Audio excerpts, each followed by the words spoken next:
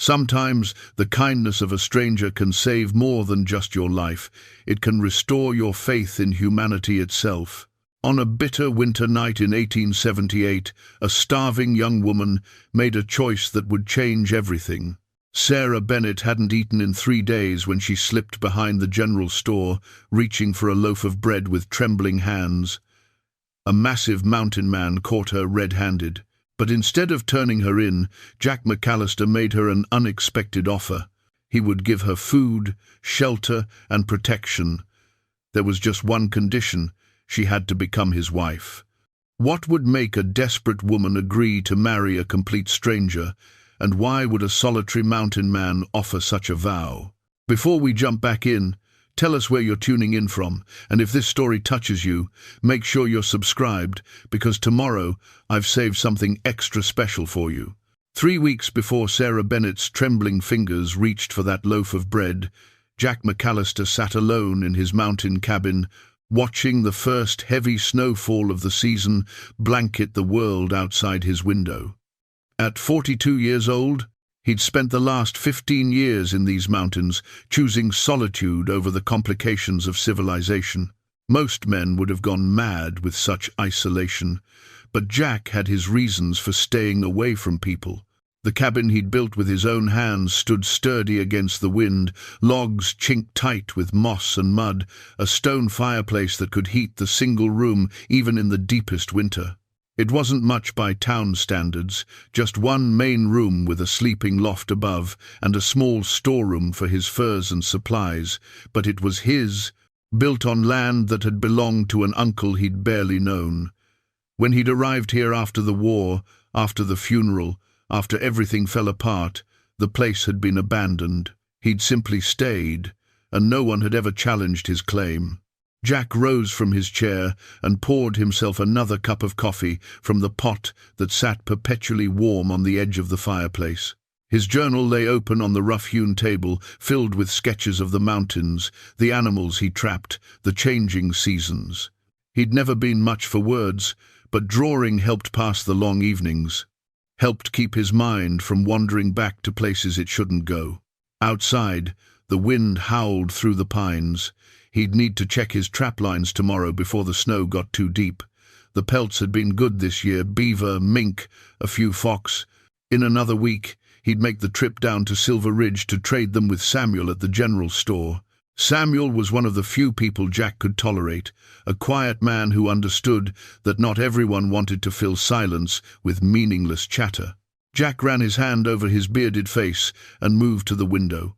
From here, he could see for miles when the weather was clear, nothing but mountains and forest, exactly as he preferred it.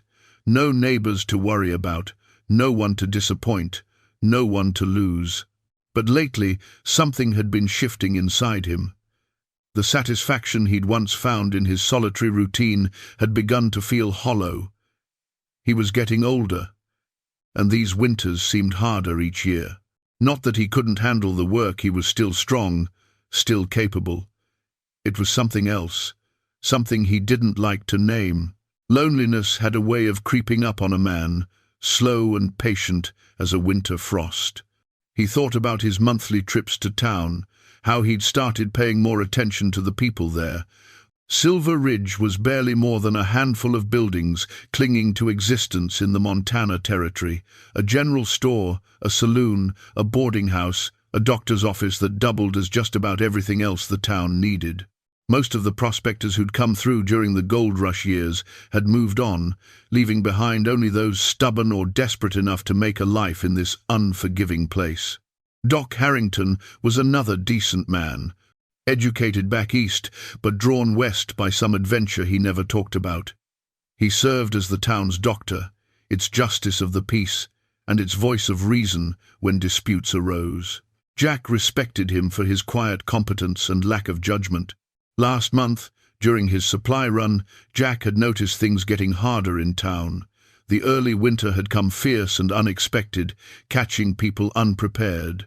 He'd seen more thin faces, more desperate eyes. There'd been a group of travelers passing through, looking for work that didn't exist. Among them, He'd noticed a young woman, couldn't have been more than 22 or 23, with auburn hair and a face that still held traces of better days. She'd been standing outside the boarding house, her coat too thin for the weather, her eyes scanning the street with the careful wariness of someone who'd learned the world wasn't safe. He'd thought about her a few times since then, wondered if she'd found work or moved on. Probably moved on. Smart people didn't stay in Silver Ridge unless they had no choice. Jack closed the journal and placed it back on the shelf he'd built into the wall.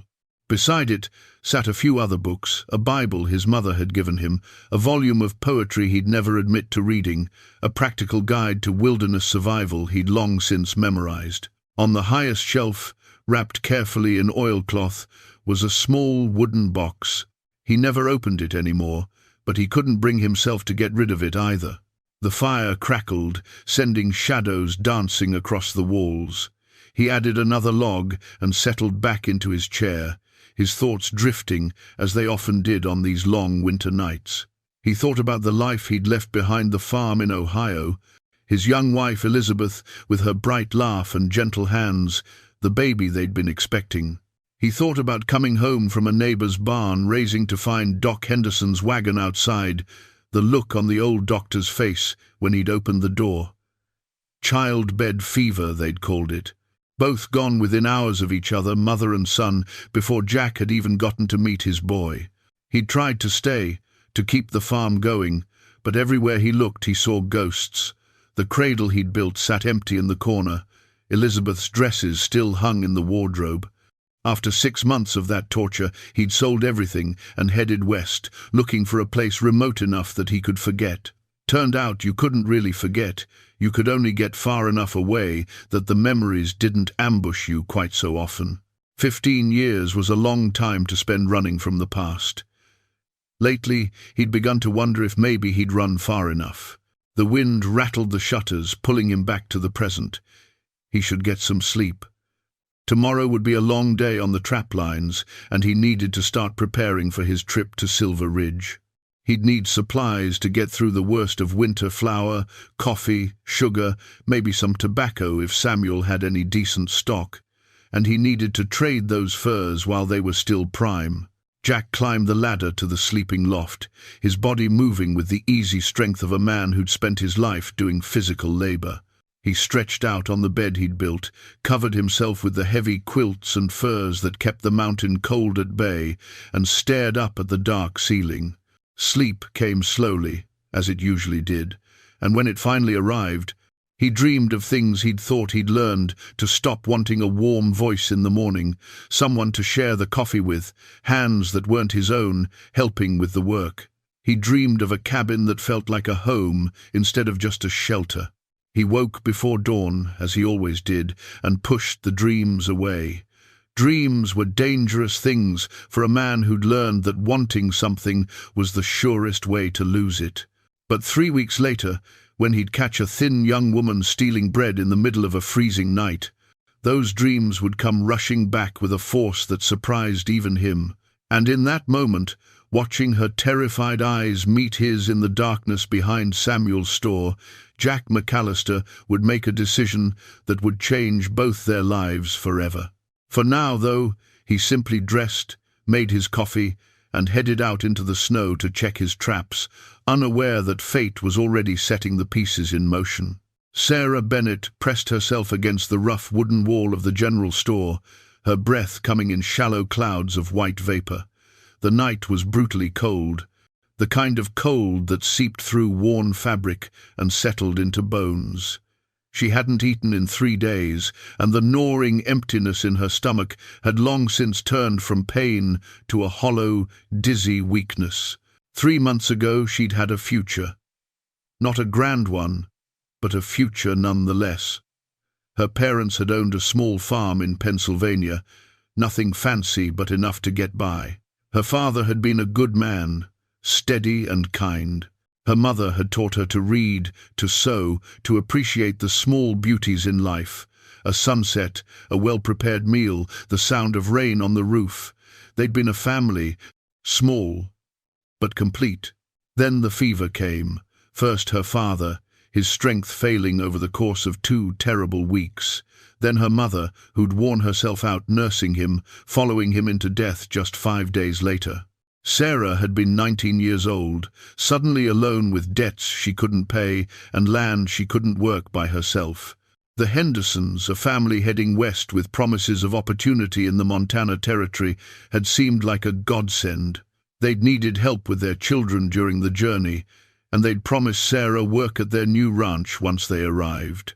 She'd sold everything, the farm, the furniture, her mother's good dishes, and used the money to pay her parents' debts and buy passage west.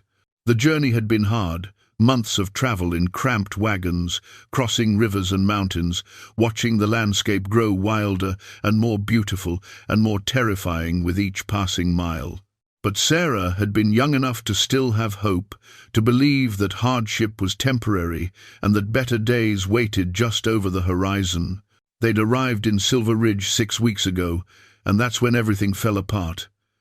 There was no ranch. Mr. Henderson had gambled away most of his money in saloons along the trail, and what remained wasn't enough to buy the property he'd promised his family. Mrs. Henderson had looked at Sarah with tired, guilty eyes and said there was no work, no money to pay her, nothing they could do. They'd given her $3 and directions to the boarding house, then disappeared into the growing darkness of their own failure. $3 lasted exactly 1 week in a frontier town where everything was expensive and jobs for single women were non-existent. The boarding house owner had been kind but firm. No money meant no room. Sarah had tried everywhere. The saloon owner had looked her up and down with eyes that made her skin crawl and offered her work she absolutely would not do. The doctor had been sympathetic but had no need for help. The few families in town either couldn't afford hired help or wouldn't trust a stranger. She'd spent the last 2 weeks sleeping in an abandoned lean-to behind the livery stable, wrapped in every piece of clothing she owned. She'd sold her good boots, her mother's shawl, everything except the tattered coat on her back and the small cameo brooch pinned inside it, the last thing her mother had given her. She couldn't bring herself to part with that, even though she knew it might buy her a few more days of survival. Now, standing in the freezing darkness behind Samuel's general store, Sarah felt the last threads of her dignity unraveling. She'd never stolen anything in her life. Her parents had raised her to be honest, to work hard, to earn what she had. But hunger had a way of eroding principles, and the smell of fresh bread from Samuel's store had been calling to her for hours. She'd watched him close up at sunset, seen him walk away toward his home above the saloon. The back door to the store was locked, but there was a window that didn't quite close properly. She'd noticed it 3 days ago during her desperate wandering. It had taken her this long to work up the courage, or maybe the desperation, to actually go through with it. Her hands were shaking, from cold or fear or weakness she couldn't tell. She pushed at the window, and it gave way with a soft creak that sounded thunderous in the quiet night. Sarah glanced around, saw no one, and pulled herself up and through, landing clumsily on the floor inside. The store smelled like coffee and tobacco and dried goods, and underneath it all, the heavenly scent of bread. Samuel baked fresh loaves 3 times a week, and today had been baking day. Sarah's eyes adjusted to the darkness, and she could make out the shapes of barrels and shelves, and there on the counter a cloth-covered basket. She moved toward it on unsteady legs, her heart hammering so hard she thought it might burst. Just 1 loaf, just enough to quiet the terrible emptiness, to give her strength to figure out what to do next. She'd find a way to pay Samuel back someday, she promised herself. Someday, when her life wasn't falling apart. Her fingers touched the cloth covering the basket, pulled it back. There were 4 loaves, golden and perfect. She reached for the smallest one, lifted it with both hands like it was something precious. It was still slightly warm. "When did you last eat?" Sarah's whole body went rigid. The voice came from behind her, deep and quiet and completely calm. She turned slowly, the bread clutched against her chest, and saw a massive shape in the doorway, a man so tall he had to duck slightly to stand in the frame. shoulders broad enough to block most of the light from the street. Terror flooded through her. She'd be arrested, thrown in jail, or worse. Her mind spun with images of everything that could happen to a woman caught stealing in a frontier town where law was often handled by whoever was strongest or angriest. "I asked you a question." The man stepped forward, and she could see him better now. He had a thick, dark beard streaked with grey, intense eyes that studied her with an expression she couldn't quite read. He wore heavy furs and carried himself with the solid presence of someone who spent his life doing hard physical work. "When did you last eat? When did you last eat?" 3 days, Sarah whispered, then hated herself for answering. What did it matter? Desperation wasn't an excuse for theft. The man looked at her for a long moment, taking in her thin frame, her worn clothes, the way she swayed slightly on her feet. Then he reached past her, took the cloth from the basket, and wrapped it around the loaf she was holding. "Come on," he said simply. "What?" Sarah's voice came out as barely more than a breath. "I said, come on. You're going to eat." He moved toward the door, clearly expecting her to follow. "You're not taking me to the sheriff?" He paused and looked back at her, something almost like surprise crossing his features. "I'm taking you to the diner. Can't have a conversation with someone who's about to fall over from hunger." Sarah's legs felt like they might give out entirely. "I don't understand." "Leven you nethers. Nothing to understand right now. We'll talk after you eat. But we're leaving through the front door, not crawling back out that window. And I'm locking up proper behind us." His tone was matter-of-fact, neither cruel nor particularly kind, just stating how things would be. She followed him because she couldn't think of what else to do, her mind unable to process what was happening. He locked the store behind them, pocketed the key, apparently he had permission to do that, and began walking down the empty street toward the small building that served as Silver Ridge's diner.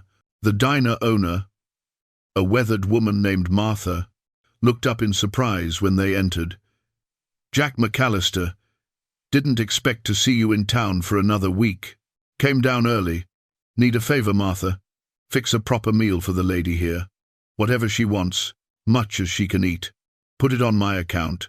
Martha's eyes moved between Jack and Sarah, taking in Sarah's desperate appearance and Jack's calm demeanor. She was clearly curious, but knew better than to ask questions. "Take that table by the stove where it's warmest. I'll bring coffee while you decide what you want." Sarah sank into the chair Jack pulled out for her, and the warmth from the stove nearby felt like a physical embrace. Jack sat across from her, pushed the wrapped bread toward her. "Go ahead. I know you're hungry." She tore into the bread with shaking hands, trying to maintain some dignity but too starved to care much about appearances.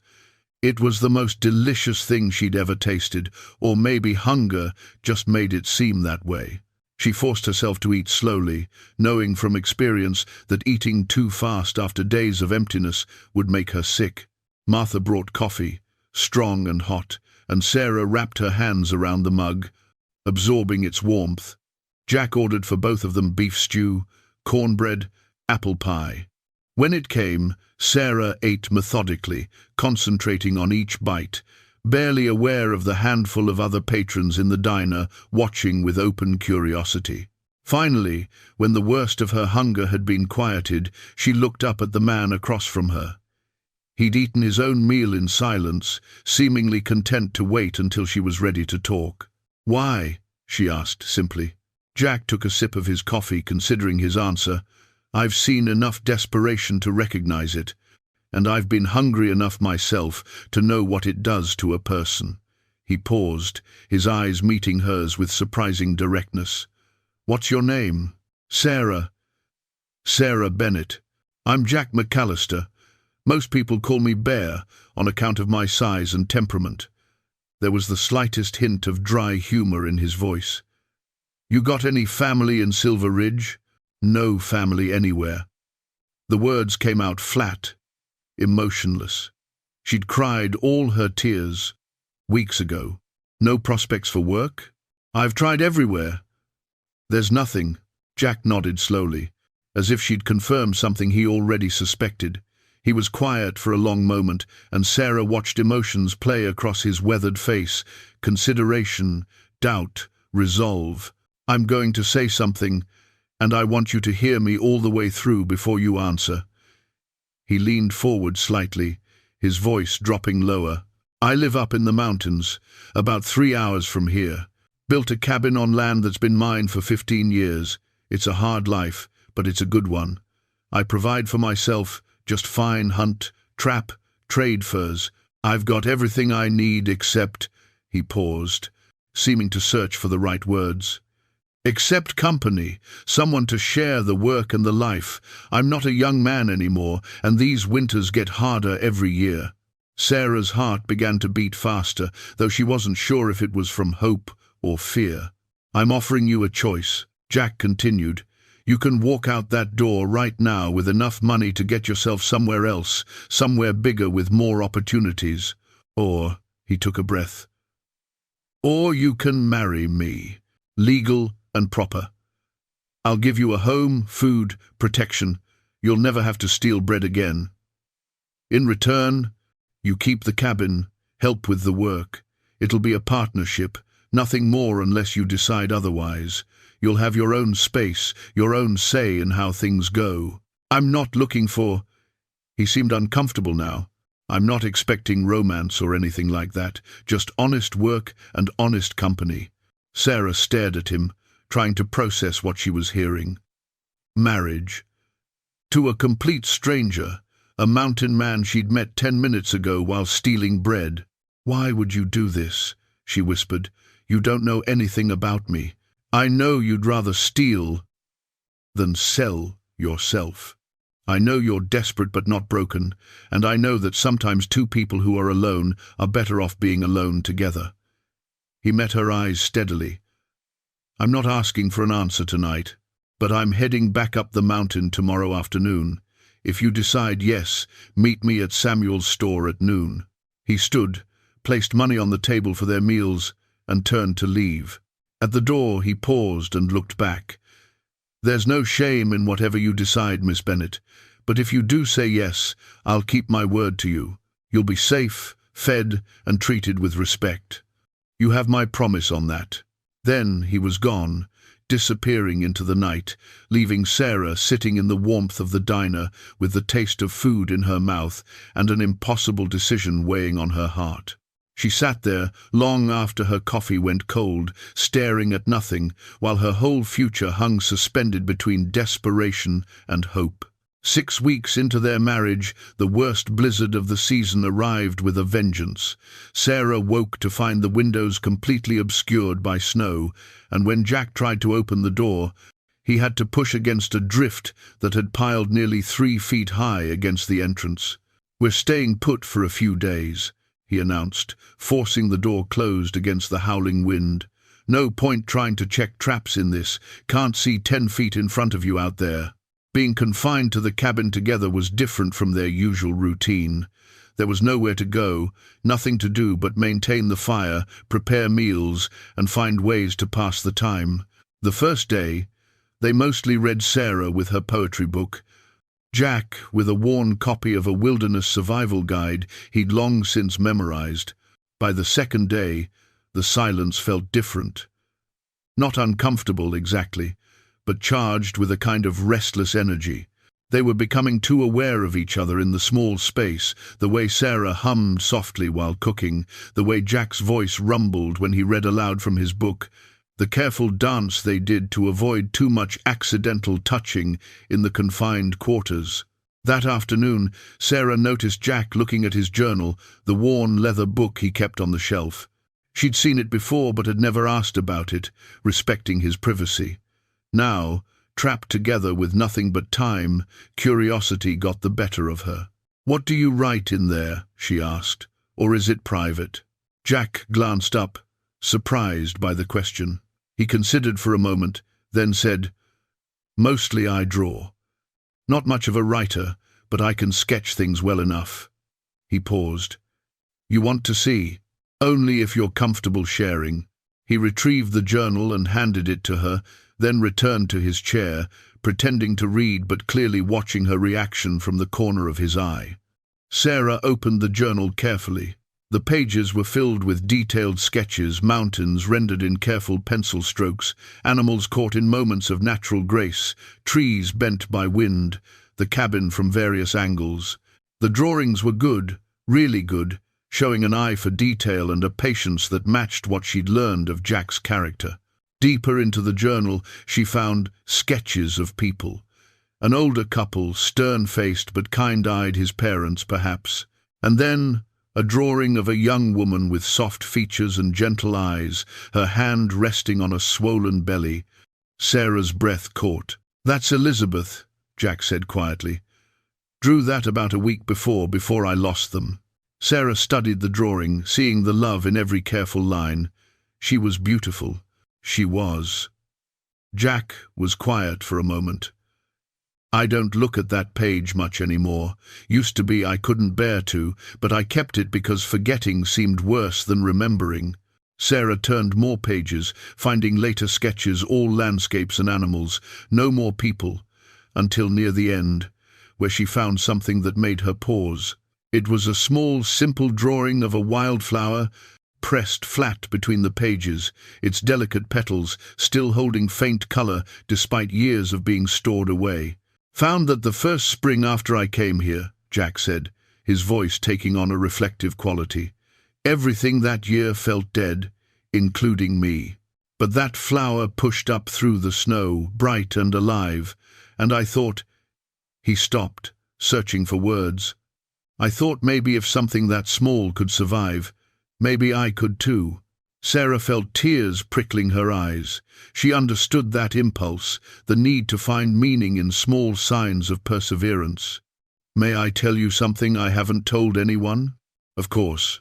She reached inside her collar and pulled out the cameo brooch she'd kept hidden. "This was my mother's. It's the only thing I have left from my old life.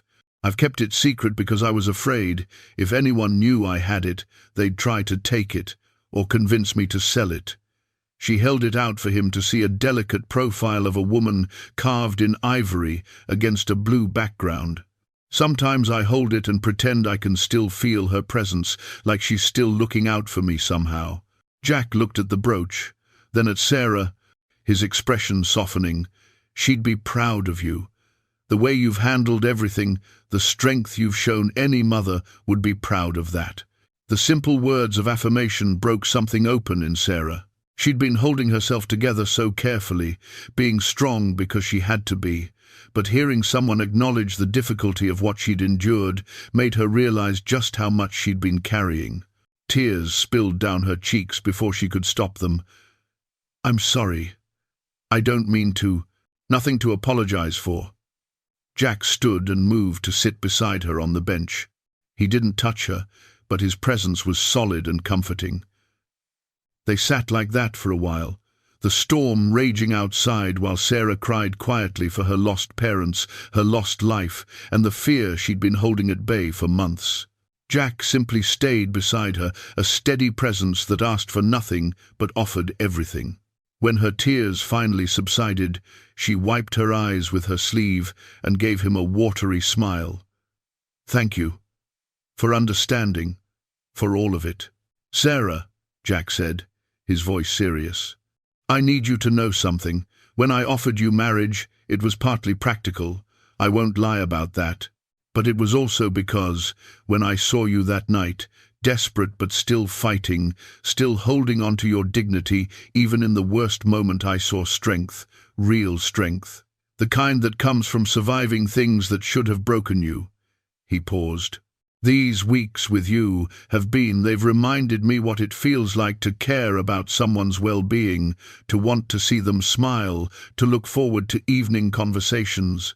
I want you to know that this arrangement, whatever it started as, it's become more than that for me." Sarah's heart was beating faster.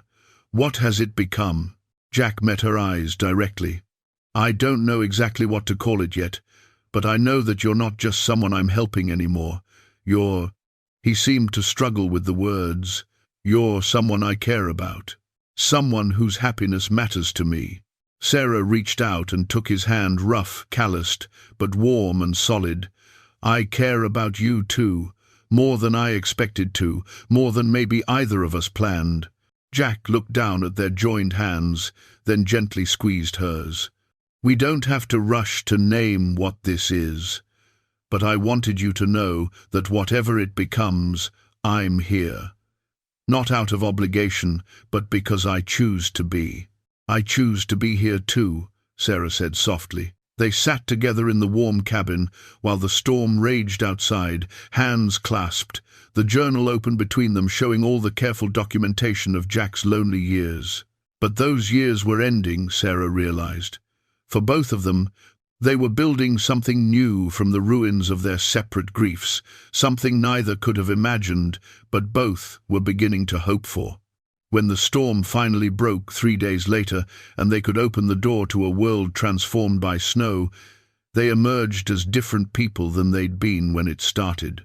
The careful distance they'd maintained had closed somewhat, replaced by a tentative but genuine intimacy that promised to grow deeper with time. Jack looked at Sarah standing in the doorway, her face lit by winter sunlight, and thought about the pressed wildflower in his journal, about how something beautiful and alive could emerge from the harshest conditions. He'd kept that flower as a reminder that survival was possible. Looking at Sarah now, he realized she'd become a reminder of something more, that not just survival, but joy, connection, and even love might still be possible for a man who'd convinced himself he was meant to be alone. Spring arrived slowly in the mountains, first as a whisper of warmer air, then as the gradual retreat of snow from the lower elevations. 2 months had passed since Sarah's wedding day, and she barely recognized herself from the desperate woman who'd reached for that loaf of bread. She'd gained weight, her cheeks now had color, and her hands had developed calluses from useful work instead of desperate wandering. More than her physical appearance had changed. She moved through the cabin and the surrounding woods with confidence now, comfortable with the rifle, capable of skinning game, knowledgeable about the edible plants starting to emerge as the weather warmed. Jack had been a thorough teacher, and she'd been an eager student. But it was more than practical skills. Sarah had begun to think of the cabin as home, to think of this wild, beautiful place as hers. She'd started sketching her own maps of the surrounding area, marking landmarks Jack had shown her, adding details she'd observed herself. Drawing helped her process the landscape, make sense of the vastness that had once seemed overwhelming. Jack had been pleased when she showed him her maps.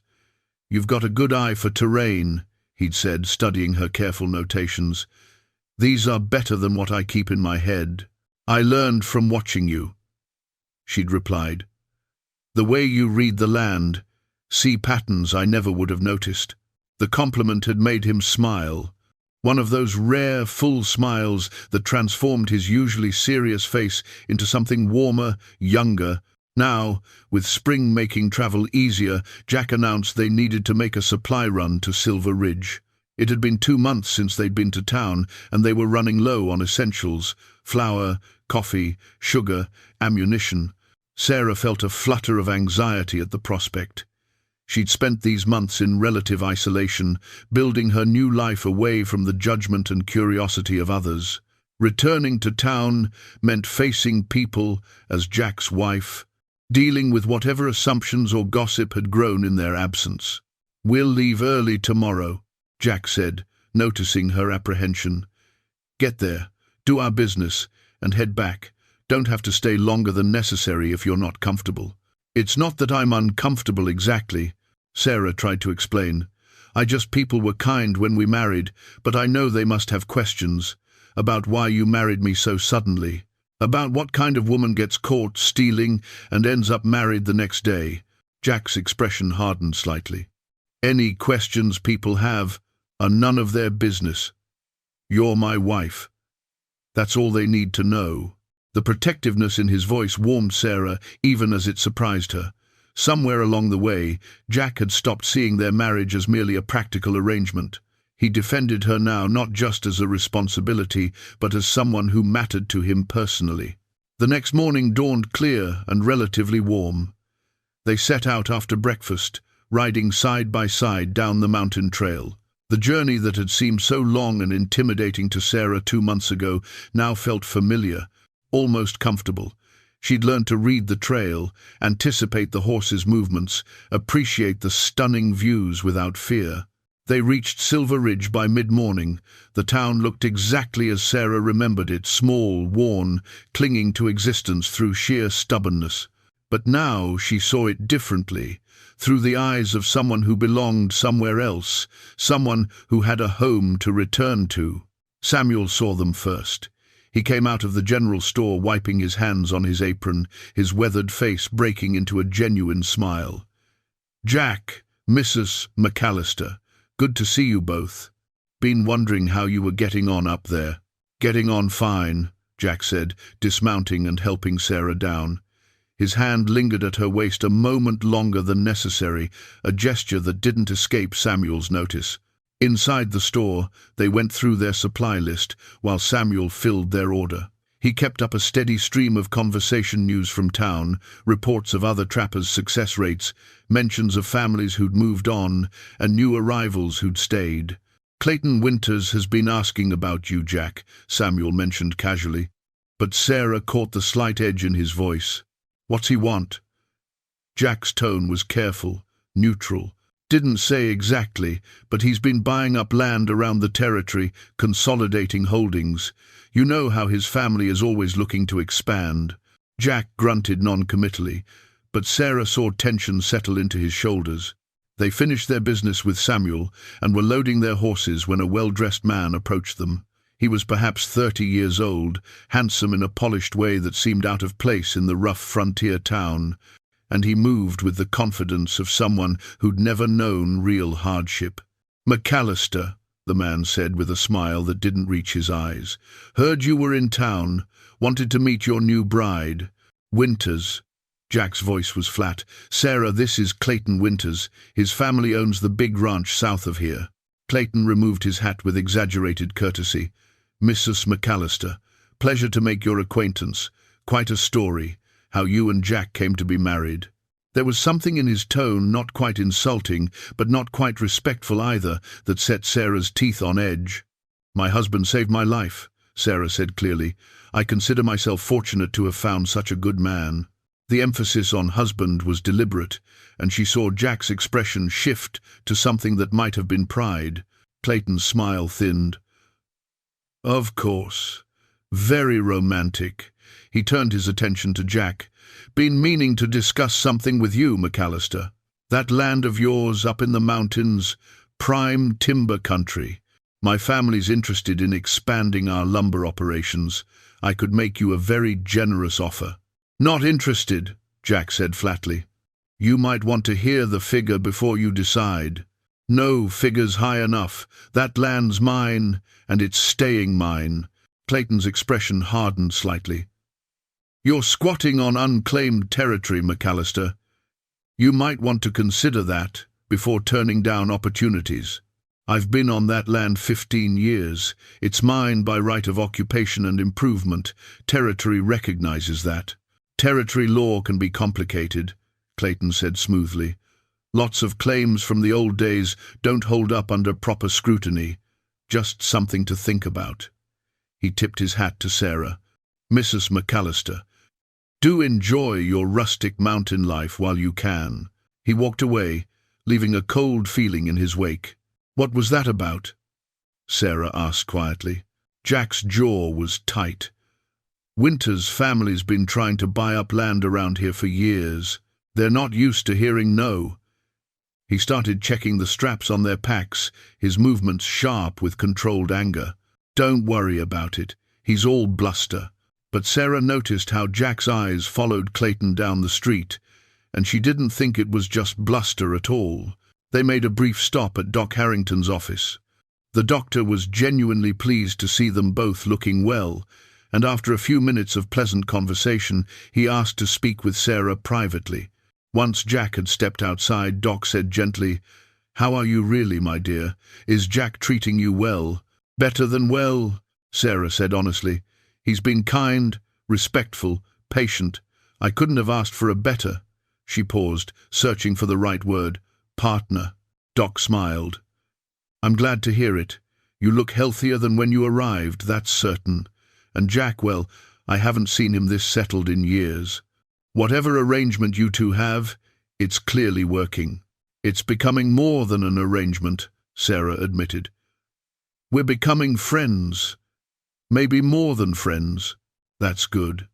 That's very good. Doc patted her hand. You're both good people who deserve happiness. I'm just glad you found each other, however unexpected the circumstances. The ride back to the cabin was quiet. Sarah could tell Jack was brooding about Clayton's veiled threats, but she didn't push him to talk about it.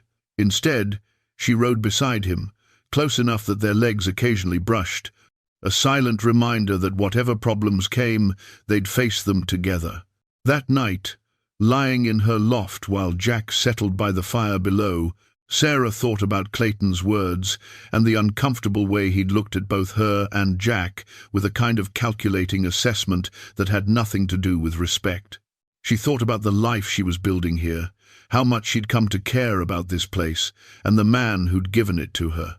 And she realized with sudden clarity that she would fight to protect it, not just because it was her home, but because Jack was her home.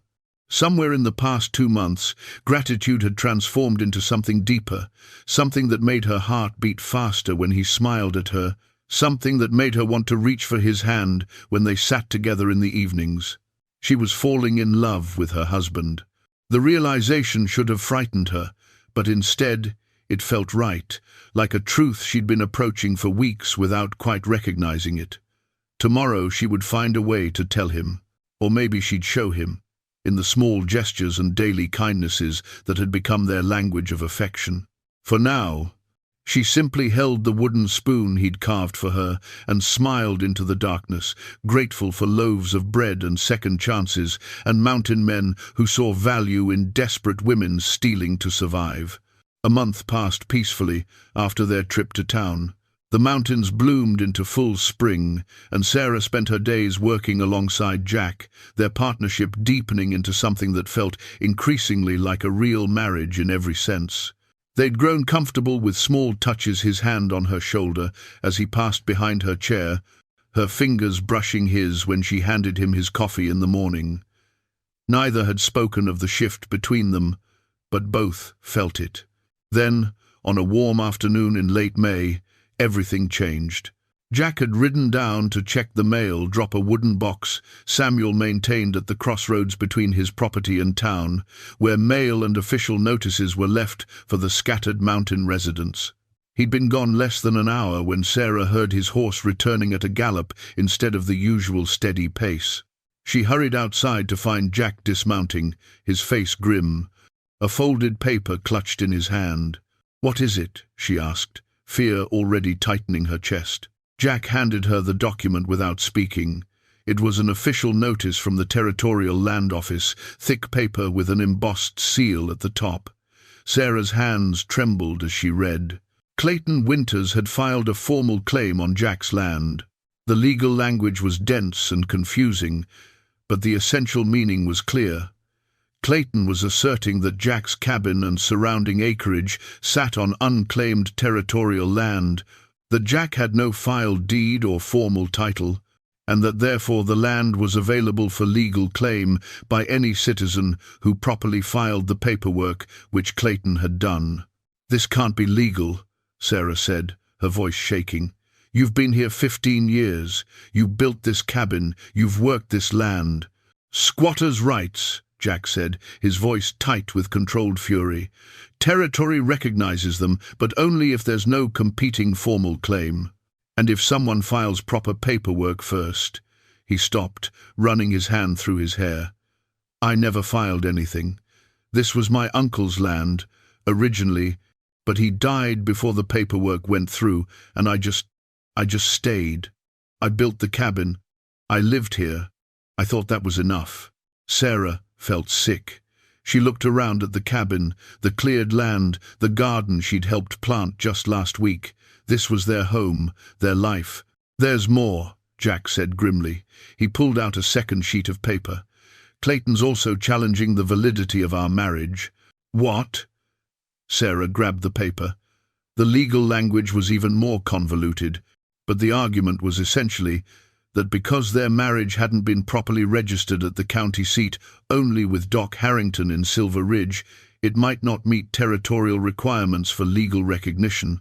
And if the marriage wasn't valid, then Jack had harbored a vagrant woman, which apparently could be used to strengthen Clayton's claim that Jack wasn't a proper landowner.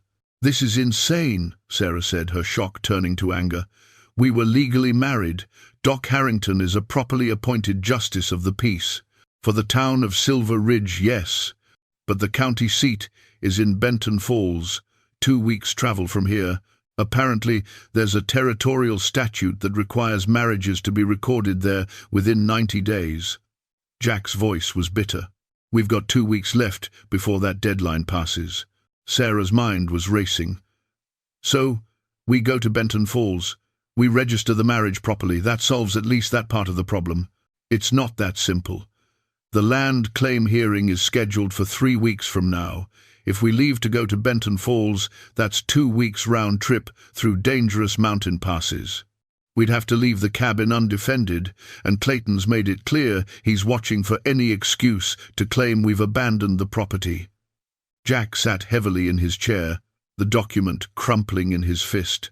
"And even if we validate the marriage and defend the property, we still have the problem that I don't have a formal deed. Clayton's lawyers could argue that my uncle's uncompleted claim doesn't transfer to me, that the land reverted to territorial ownership when he died. The full scope of the trap Clayton had set was becoming clear. They were facing multiple legal challenges, each requiring their presence in different places at different times, each with the potential to destroy everything they'd built. Sarah sat beside Jack, reaching for his hand. "Tell me about your uncle. You've never mentioned him before." Jack sighed, his thumb absently stroking her fingers. "Thomas McAllister, my father's older brother. He came out west in '62, right before the Civil War. Filed a claim on this land, started building, then the war started, and he enlisted. Died at Shiloh in '63. I was just a boy then. Didn't even know about this place until after Elizabeth and the baby. I was searching through my father's papers, looking for anything that might tell me where to go, how to disappear. Found letters from Thomas, found the rough location he'd described. When I got here, the original cabin had mostly fallen apart, but the land was empty, so I stayed." "Do you have those letters? Any of Thomas's papers?" "Somewhere. I haven't looked at them in years." Sarah stood, determination replacing despair. "We need to find them. If Thomas filed a proper claim, and your blood family, there might be legal precedent for you, inheriting his rights to the land." They spent the next several hours searching through the storeroom where Jack kept things he'd accumulated over the years. Finally, in a leather satchel buried under old furs, they found a bundle of letters tied with string and a few official-looking documents. Sarah spread them on the table, reading carefully. Most were letters between Thomas and Jack's father, full of descriptions of the West and plans for the future. But tucked among them was a document that made her heart race, a copy of Thomas McAllister's original land claim, filed with the Territorial Office in 1862, with a detailed description of the boundaries that matched exactly where they were sitting. "Jack, this is it. This proves Thomas had a legitimate claim. You're his nephew, his heir. This land should be yours by right of inheritance." Jack looked at the document, something like hope flickering in his eyes. "But we'd need to present this at the Territorial Office in Benton Falls, and we'd need witnesses who could verify the family connection." He paused. "My parents are dead. I don't know who else could testify. Do you have any proof of your relationship to Thomas? Family Bible, birth records, anything?" Jack thought for a moment, then stood and retrieved a small wooden box from the highest shelf, the same box Sarah had noticed during her first days in the cabin, the one he kept wrapped and untouched. He opened it slowly. Inside were a few precious items, a tintype photograph of a young couple, a woman's wedding ring, a folded piece of paper. Jack lifted the photograph first. "My parents," he said quietly. Then he unfolded the paper, a birth certificate. Mine. He pointed to a line near the bottom. There, born to Robert and Anne McAllister. And here, he pulled out another document, my parents' marriage certificate. It lists Robert's family, father, deceased, brother, Thomas McAllister, residing in Montana Territory. Sarah felt tears of relief stinging her eyes. This is enough. This proves the connection. Combined with Thomas's original claim, this should establish your right to the land. But we still have to get this to Benton Falls and register our marriage all within 3 weeks without leaving the cabin vulnerable to Clayton's men. Jack's jaw tightened. He's planned this well. He knows the geography, knows the timeline. He's betting we can't do both. Then we do both, Sarah said firmly. We fight him on every front. We take these documents to Benton Falls, we register our marriage properly, and we prove that this land belongs to you, to us. Jack looked at her, really looked at her, and Sarah saw the war in his eyes between the fear of losing everything again and the hope that maybe, just maybe, they could win. I could lose this place, he said quietly. 15 years of my life just gone, and worse, I could lose you in the process. If this marriage gets declared invalid, if— You're not losing me, Sarah interrupted fiercely. I don't care what Clayton Winters or any legal document says. I'm your wife because I choose to be, and I'll keep choosing it every day, with or without papers that say so. She gripped his hands tightly. But we're going to fight for those papers anyway, because this is our home, and no one has the right to take it from us. Jack pulled her close, wrapping his arms around her in the first real embrace they'd shared since their wedding day. Sarah pressed her face against his chest, feeling his heartbeat, strong and steady despite the fear he had to be feeling. I can't do this alone, Jack said into her hair. You're not alone. You haven't been alone since that night behind Samuel's store. Sarah pulled back just enough to look up at him. We're partners, remember? We face this together. Jack cupped her face in his large, calloused hands, his thumb brushing away a tear she hadn't realized had fallen. When did this stop being about survival and start being about something else? I think it started being something else the moment you asked me when I'd last eaten, instead of dragging me to the sheriff, Sarah said softly. We just took a while to recognize it. He leaned down and kissed her then, gentle at first, then deeper as months of restrained feeling finally found expression. When they finally pulled apart, both were breathing hard, and Jack rested his forehead against hers. I love you, he said simply. Didn't plan to, didn't expect to, but I do. I love you too, Sarah whispered back, and that's why we're going to fight for this, for us. That night, they didn't retreat to their separate sleeping spaces. Instead, they sat together by the fire, planning their strategy, two people who'd started as desperate strangers and had become something infinitely more precious partners, friends, and finally, truly, husband and wife, in every sense that mattered. The legal documents that threatened to destroy them sat on the table, but beside them sat Thomas's claim papers and the proof of family connection. They had weapons to fight with. They had each other. And they had something Clayton Winters had never counted on, the fierce determination of two people who'd already survived, losing everything and refused to let it happen again. Tomorrow they would begin the journey to Benton Falls.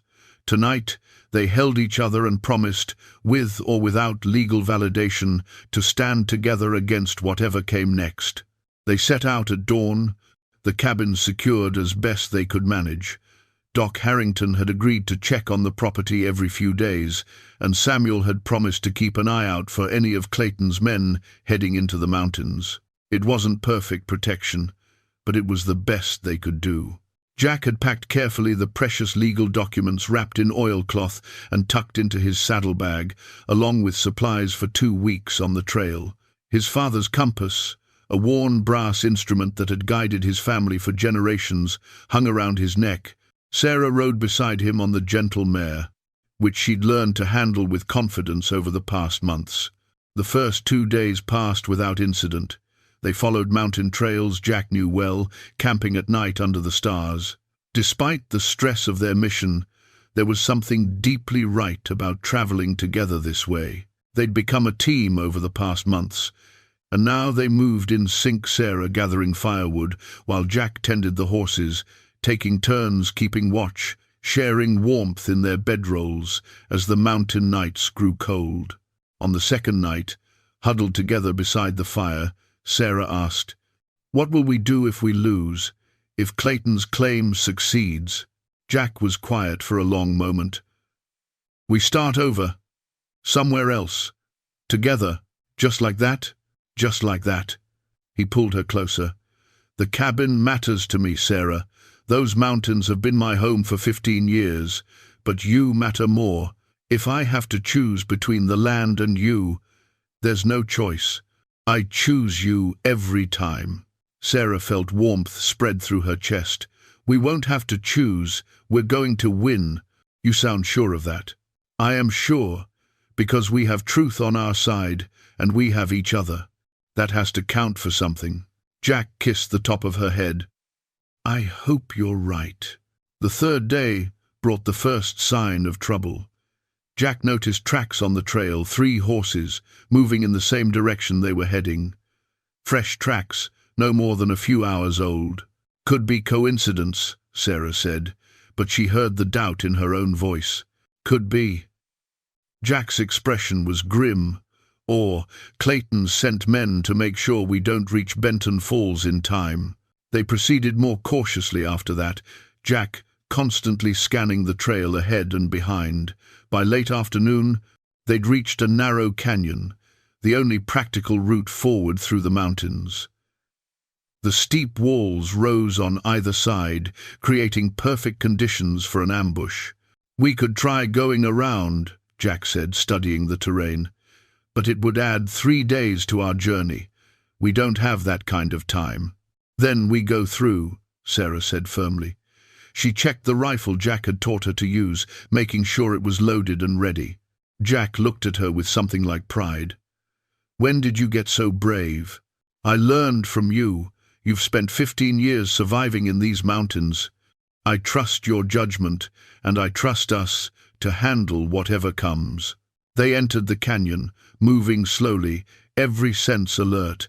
The sound of their horses' hooves echoed off the stone walls. Halfway through, Jack suddenly pulled his horse to a stop, holding up his hand for silence. 3 men emerged from behind a rock formation ahead, blocking the trail. They were rough-looking, the kind of hired guns who did dirty work for money without asking too many questions.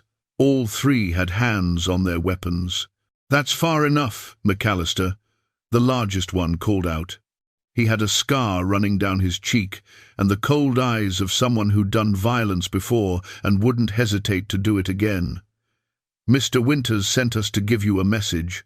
"I can imagine what kind of message," Jack said calmly, though Sarah could see his muscles tensing, preparing. "Let me guess. Turn back, leave the territory, forget about your land claim." "Smart man. Mr. Winters is prepared to be generous. He'll give you enough money to start fresh somewhere else. All you have to do is not show up in Benton Falls." "Not interested." The scarred man shrugged. "Didn't think you would be. But we had to offer. Now we're going to escort you back the way you came, peaceful-like, if you cooperate." "And if we don't cooperate?" Sarah spoke up, her voice steadier than she felt. The man's eyes slid to her, and something unpleasant flickered in them. "Then things get unpleasant, Mrs. McAllister, and that would be a shame." Jack's hand moved almost imperceptibly toward his rifle. Sarah recognized the tension in his body. He was calculating odds, distances, looking for options. "There's 3 of us and 2 of you," the scarred man continued. "And your wife there looks like she's got some spirit, but I doubt she's much of a shot. Best just turn around while everyone can still walk away." What happened next occurred so fast that Sarah barely registered it until it was over. A 4th man, hidden in the rocks above, stood to get a better shooting angle. Sarah, whose eyes had been scanning their surroundings as Jack had taught her, saw the movement and reacted on pure instinct. Jack! Above! Jack dove sideways as the hidden gunman fired, the shot going wide. In the same motion, Jack brought his rifle up and fired back, forcing the man to duck for cover. The three men on the trail rushed forward, and suddenly everything was chaos. Sarah aimed at the lead man and fired, her shot striking the ground near his feet and making him jump back. It wasn't a killing shot she'd aimed to warn, not to kill, but it was accurate enough to show she could use the weapon. Jack was in motion, using the canyon walls and rock formations for cover, his movements displaying the kind of tactical awareness that came from years of hunting and surviving in dangerous territory. He fired again, this time hitting one of the men in the shoulder, sending him sprawling. "Behind you!" Sarah shouted as the scarred leader tried to flank Jack. She fired again, and this time her bullet struck close enough that the man had to dive for cover. The fight lasted perhaps 3 minutes, though it felt like hours. Jack's knowledge of the terrain and his superior marksmanship gradually gave them the advantage. The man with the shoulder wound was down and screaming. The hidden shooter had retreated higher into the rocks. The other two realized they were outmatched and began backing away. "Tell Clayton this didn't work," Jack called out, his rifle still trained on them. "Tell him we're going to Benton Falls and we're going to prove that land is mine. And tell him if he sends anyone else after us, they'll get worse than a shoulder wound." The scarred man's expression was murderous, but he helped his wounded companion onto a horse. "This isn't over, McAllister." "No, it's not. But you're done for today. Get moving." They left, taking their wounded with them, disappearing back the way they'd come. The hidden shooter also retreated, apparently deciding the money wasn't worth facing both Jack and Sarah. Once they were alone, Jack turned to Sarah, his expression a mixture of concern and amazement. "Are you all right?" "I'm fine. Shaking, but fine." She lowered the rifle, only now realizing how hard her hands were trembling. Did I help?" Jack pulled her close, rifle and all. "You saved my life. That warning about the man above, I wouldn't have seen him in time. And your shooting kept them divided, made them think twice." He pulled back to look at her. "You were incredible." Sarah let out a shaky laugh. "I was terrified. Being brave doesn't mean not being scared. It means doing what needs to be done despite the fear." Jack checked their horses, which had stayed surprisingly calm during the confrontation. "But we've got a problem now. They'll regroup and either come back with more men or try to cut us off before we reach Benton Falls. We need to move fast." The horses they'd been riding were exhausted from the fight and the day's travel. Jack made a quick decision they'd continue on foot through the night, leading the horses to let them rest. It would be brutal, but it would also be unexpected. Clayton's men would assume they'd camp and rest, giving the men time to organize. They pressed on through the canyon and beyond, using the compass and Jack's knowledge of the stars to navigate in the darkness. Sarah's legs ached, her feet hurt, but she didn't complain. She thought of the cabin, of the life they'd built, of everything they stood to lose if they failed. Near midnight, they reached a small cave Jack remembered from years ago. It was defensible, hidden from the trail, and large enough for them and the horses. They stopped to rest, both too exhausted for more than brief sleep. Sarah woke first as dawn light began filtering into the cave. Jack was sitting near the entrance, keeping watch despite his obvious exhaustion. She moved to sit beside him, and he automatically put his arm around her. "We're going to make it," she said quietly. "I know we are. How can you be sure?" "Because we have to. Because there are two kinds of people in this world, those who give up when things get hard, and those who fight harder. We're the second kind." Jack looked at her with such love and admiration that it took her breath away. "When I found you stealing that bread, I thought I was rescuing someone who needed help. I didn't realize I was the one who needed rescuing." "We rescued each other," Sarah said softly. They set out again at full dawn, pushing hard toward Benton Falls. The landscape gradually changed as they descended from the high mountains, becoming less rugged, more populated. They passed other travelers now, saw signs of settlements and farms.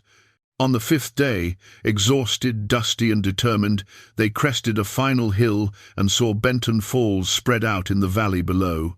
It was larger than Silver Ridge, a proper town with multiple streets, dozens of buildings, and even a church with a real steeple. "We made it," Sarah breathed. "First part's done," Jack said. "Now comes the hard part, proving our case." They rode into town as the afternoon sun cast long shadows across the main street. The territorial office was easy to find, a solid building with an official seal above the door. But when they checked the time, they discovered it was already late afternoon. The office would close in less than an hour. "We'll go first thing tomorrow," Jack decided. "Tonight we get cleaned up, get some real rest. We'll need clear heads to deal with the bureaucracy." They found a modest hotel and took a room. Sarah washed the trail dust from her face and hair, changed into the one clean dress she'd brought. Jack did the same, transforming from a rough mountain man into someone who could navigate official proceedings.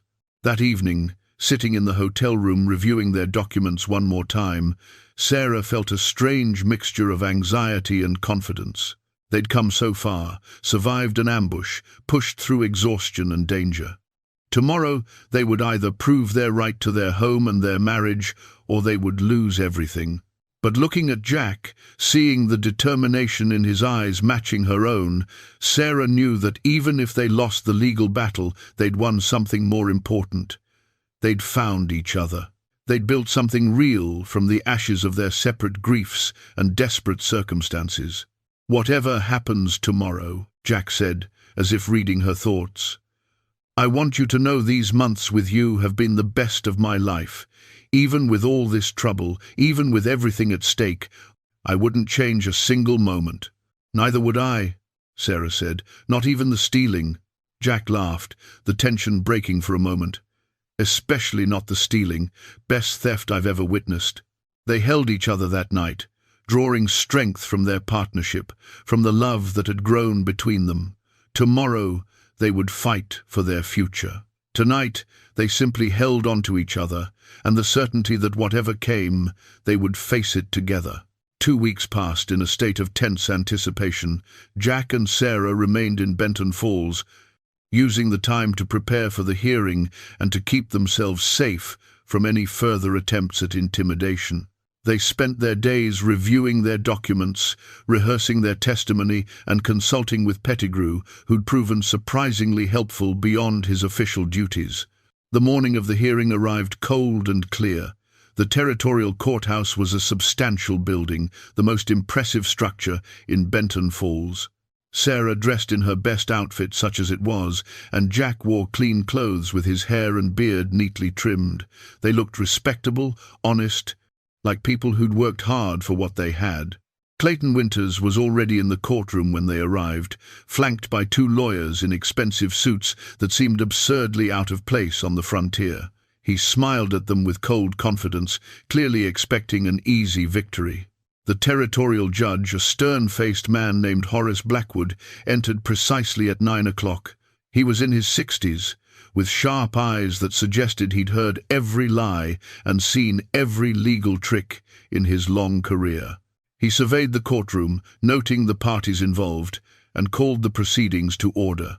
"We're here to adjudicate competing claims to land formerly claimed by Thomas McAllister, deceased 1863, currently occupied by Jack McAllister and subject to new claim filed by Clayton Winters." Judge Blackwood's voice was firm and clear. "Mr. Winters, as the challenging party, you'll present your case first." Clayton's lead lawyer stood a slick man named Harrison, who spoke with the practiced ease of someone who'd won many courtroom battles. He laid out their case methodically. Thomas McAllister's claim had lapsed upon his death without proper transfer. The land had reverted to territorial ownership. Jack McAllister had occupied it without filing proper claim, which constituted squatting, not legal ownership. Clayton Winters had filed all appropriate paperwork to claim the land legally. Furthermore, Your Honor, Harrison continued, we question the validity of Mr. McAllister's recent marriage, which appears to have been hastily arranged to strengthen his claim to the property. The marriage was not properly registered within territorial guidelines until just 2 weeks ago, suspiciously close to this hearing. Judge Blackwood made notes but gave no indication of his thoughts. Mr. McAllister, your response? Jack stood, and Sarah felt a surge of pride at his steady presence. He wasn't a lawyer, wasn't educated in courtroom tactics, but he had truth on his side and the quiet strength of a man defending what was rightfully his. Your Honor, Thomas McAllister was my uncle. These documents prove our family relationship. Jack laid out the birth certificates and marriage records. When he died at Shiloh, his claim didn't lapse, it passed to his family. I came to that land in 1863 with knowledge of his claim as his heir, and I've occupied it continuously for 15 years. I've built a cabin, improved the land, lived there through every season. That's not squatting, that's inheritance and stewardship. Do you have the original correspondence that led you to the land? Judge Blackwood asked. Yes, Your Honor. Jack produced Thomas's letters to his father. These letters describe the exact location and boundaries of the claim. Pettigrew stood and approached the bench. Your Honor, if I may? The Territorial Office has located the original survey records from 1862. He presented the map and surveyor's notes. Marcus Webb's survey documents Thomas McAllister's claim in detail. When you compare these boundaries to the land, Mr. McAllister has occupied, they match exactly. This isn't coincidence, it's proof of continuous family ownership. Judge Blackwood studied the survey map carefully, comparing it to the modern territorial maps. His expression was unreadable, but Sarah thought she detected a shift in his demeanor. Harrison tried to recover. Your Honor, even granting family relationship, there's no documentation of formal transfer. Because my uncle died in battle, Jack interrupted, his voice carrying the weight of old grief. He didn't have time to write a will or transfer papers, but that doesn't make his claim invalid or mean it stopped belonging to his family. I'm his blood, his heir. I found the land he claimed, I honored his memory by building on it, and I've lived there honorably for 15 years. That should count for something. Judge Blackwood leaned back in his chair. Mr. Harrison, I've seen situations like this before. Territorial law regarding inheritance and claim succession can be murky, particularly in cases involving war deaths. But there's established precedent that family members can inherit claim rights, especially when they demonstrate continuous occupation and improvement. He turned to Clayton. Mr. Winters, did you or your family have any relationship to Thomas McAllister? Any prior claim to this land before Mr. Jack McAllister's occupation? Clayton's jaw tightened. No, Your Honor. So your claim is based purely on filing paperwork for land that was already occupied by the original claimant's heir. The heir had not filed proper documentation. Because he was living on and improving the land his uncle claimed as family, Judge Blackwood interrupted. Mr. Winters, I've reviewed your recent land acquisitions. There's a pattern here of using legal technicalities to challenge long-standing occupations by settlers who lack formal education in territorial law. Harrison stood quickly. Your Honor, we're simply following proper legal procedures. Procedures that allow wealthy individuals to dispossess working settlers through bureaucratic manipulation, the judge said dryly. I'm familiar with the tactic, Mr. Harrison. He turned to Pettigrew.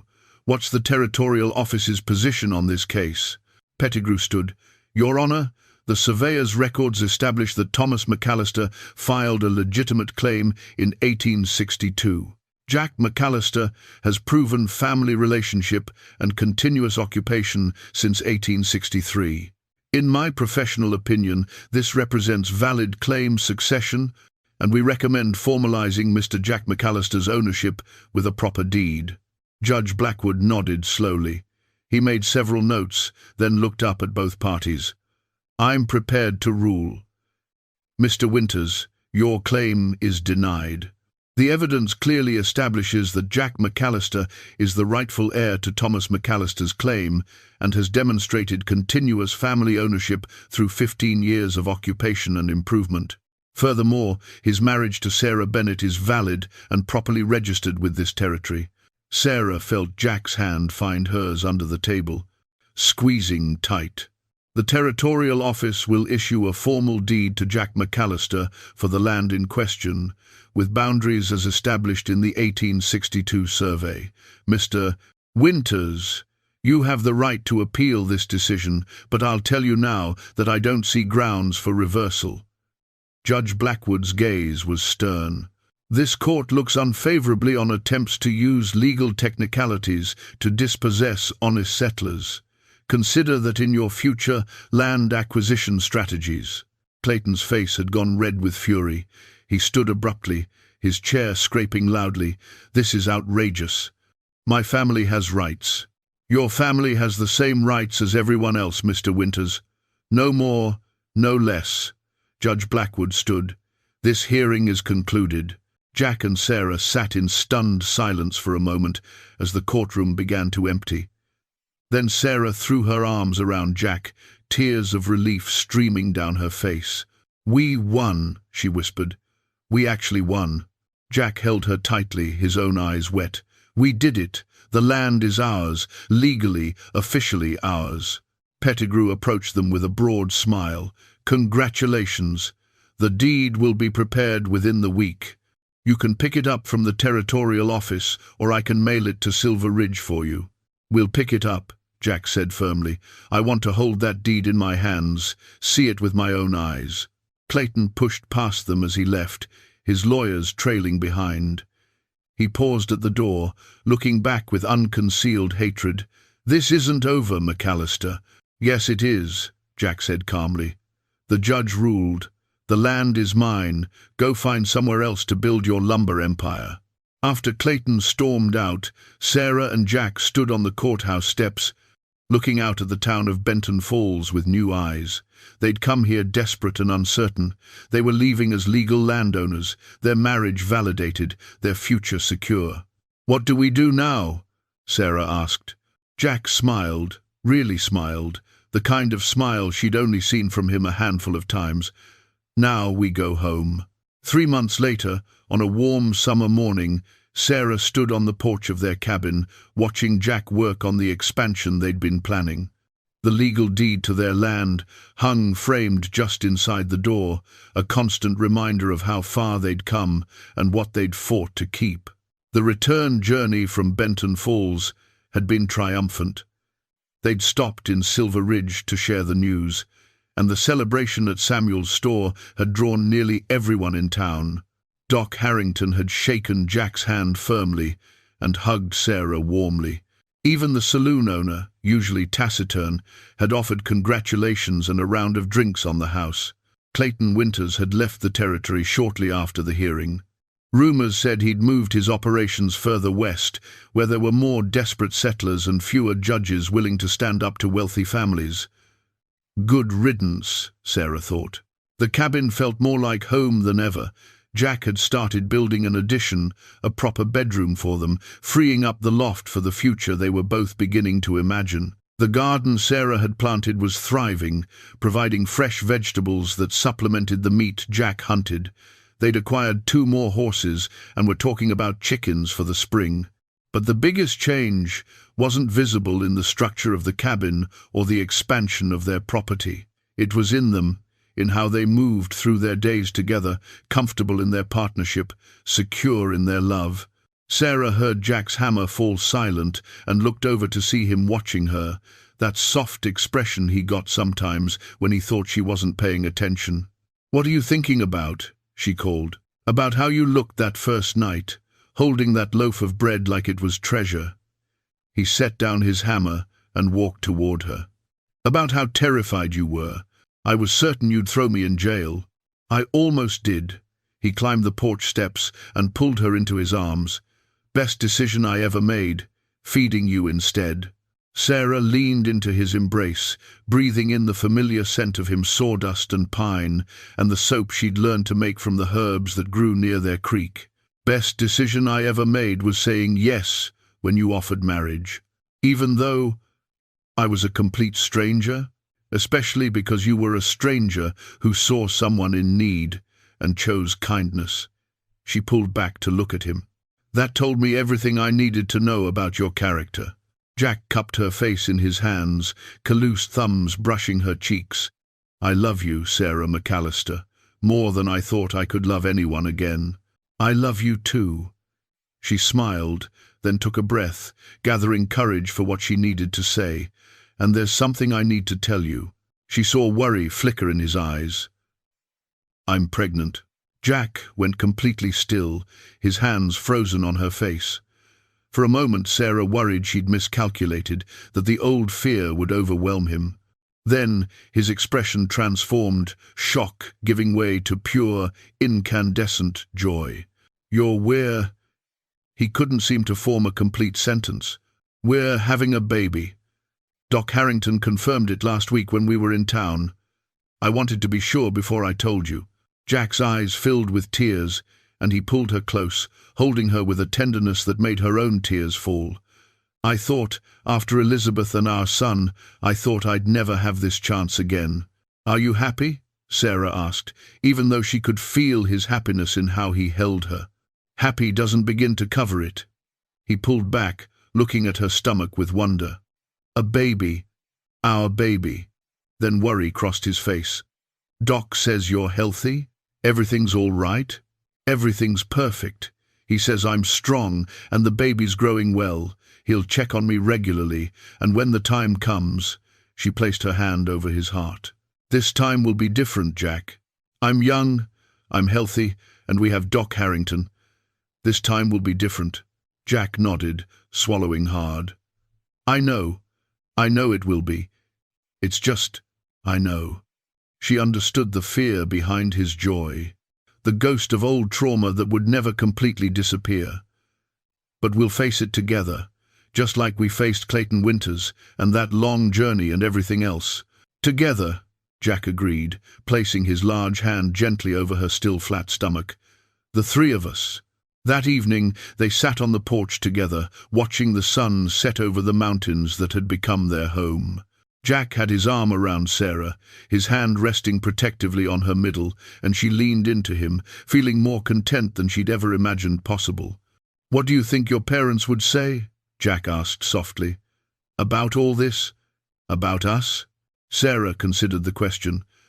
"I think my mother would say that sometimes the path to happiness takes us places we never expected. And my father would say that any man who treats his daughter with respect and kindness is welcome in the family." She smiled. "What about your Elizabeth? Do you think she'd be happy for you?" Jack was quiet for a long moment. "I think she'd be grateful that I found someone who brought me back to life. She always said I had too much love to give to waste it on being alone." He kissed Sarah's hair. "I think she'd like you. I think she'd be glad I found you. I wish I could have known her. She was wonderful. But so are you, in your own way. Different, but just as wonderful." Jack tightened his arm around her. "I'll never forget her or our son, but I'm ready to build new memories now, good ones, with you and our child." They sat in comfortable silence as darkness fell and stars began to appear in the vast sky above. Sarah thought about the journey that had brought her here, the loss of her parents, the betrayal that left her stranded, the desperate night she'd reached for bread just to survive. If someone had told her then that within 6 months she'd be sitting here, loved and safe and pregnant with a child, she wouldn't have believed them. But life had a way of surprising you. Sometimes the worst moments led to the best outcomes. Sometimes what seemed like an ending was actually a beginning. "Jack," she said softly, "thank you for not turning me in that night. Thank you for seeing someone worth saving instead of just a thief." Jack pulled her closer. "Thank you for saying yes. Thank you for taking a chance on a lonely mountain man who didn't know how much he needed saving too. You stole more than bread that night, Sarah said, echoing his words from earlier. What did I steal? She smiled into the darkness. My heart, though I think I gave it willingly. Jack laughed softly. Then we're both thieves. Because you stole mine the moment I saw you standing there, terrified but defiant, refusing to give up even when everything seemed lost. Above them, the stars wheeled in their eternal dance. Around them, the mountains stood solid and unchanging.